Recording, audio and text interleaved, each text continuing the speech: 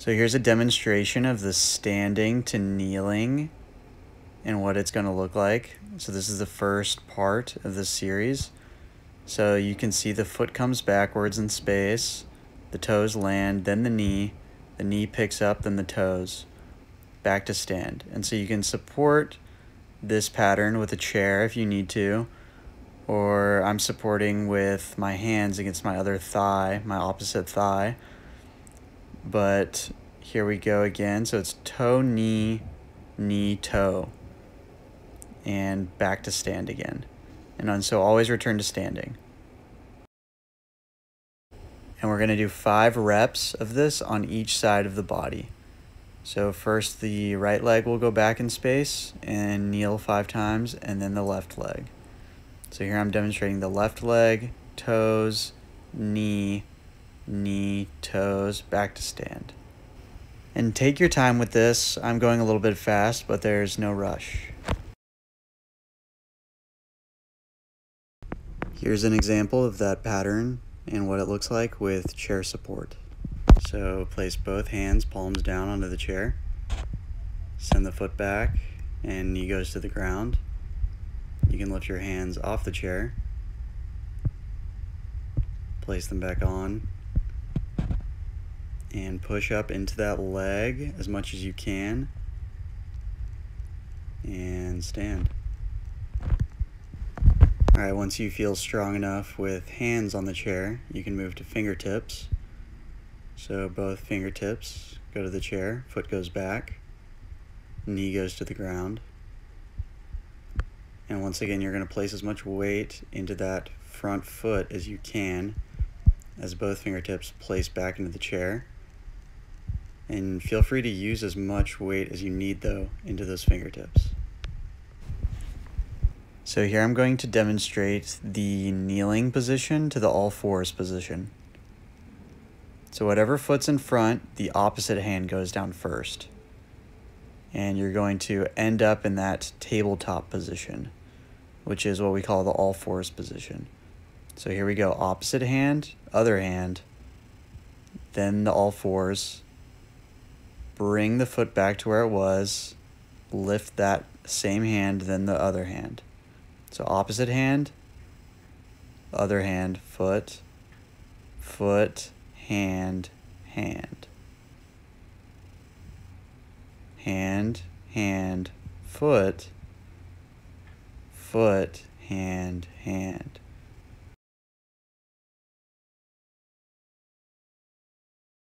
Knee goes back, joins the other knee, leg comes forward, and you're going to end up in that kneeling position.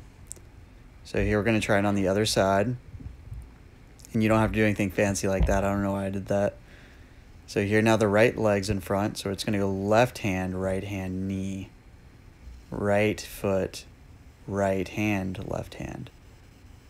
So opposite, same, same, same, same, opposite. So this is going to be the pattern that we're just going to repeat 5 times on each side for 10 reps total. And again, so this is the final position, and you're going to end up in this kneeling. This is the all fours to seated position. So leg goes back, opposite hip drops, and you're going to end up in that full seated position. So again, choose a leg. That leg extends outwards. The other hip drops and meets the floor. And you're going to put a little bit of weight into that opposite arm. So it's going to be a bit of a strength pattern as you go down. So you can see some weights going to that arm. I end up in a figure 4 position right there. And then I go to the full leg extension. So again, here we go. Leg extends. Slowly find your way, find your hip to the ground, and then your other hip is going to meet the ground. So here we go, extend, hip, hip, extend.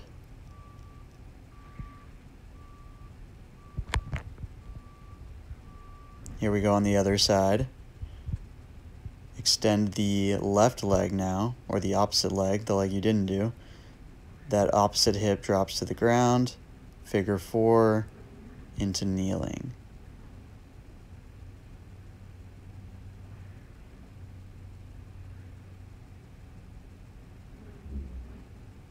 So extend the leg, opposite hip drops, extend that leg again, bring the knee into the body, raise the hip with the foot into the all fours position. Extend the leg, drop the hip. All right, so here's all the patterns put together. You can see the leg comes in into the all fours, into the kneeling position, into the stand. So here we go, start from stand to kneeling, foot goes back, knee, hand, all fours, leg comes out, hip finds the ground, and there you are in the seated position.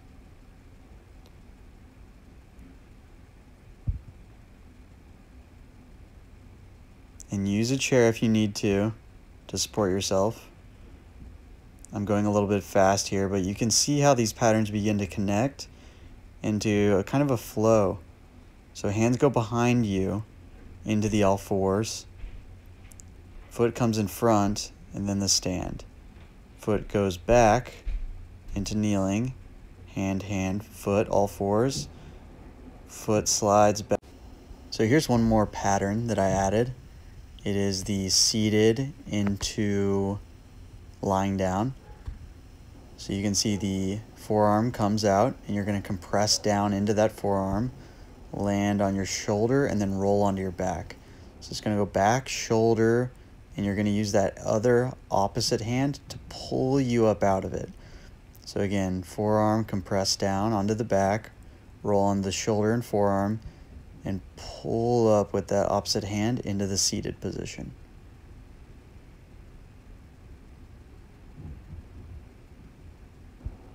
You can see how that hand's helping. So here's the left side. Again, it's this lean onto the side of the forearm, then down onto the shoulder, and the feet are staying planted in mostly the same spot the whole time. So weight goes down to the side, onto the shoulder, and then the back. And what's going to help here is compression and extension of that hand. So use that opposite hand to pull you up out of it. Here's an example of the full pattern from standing to lying down in its entirety.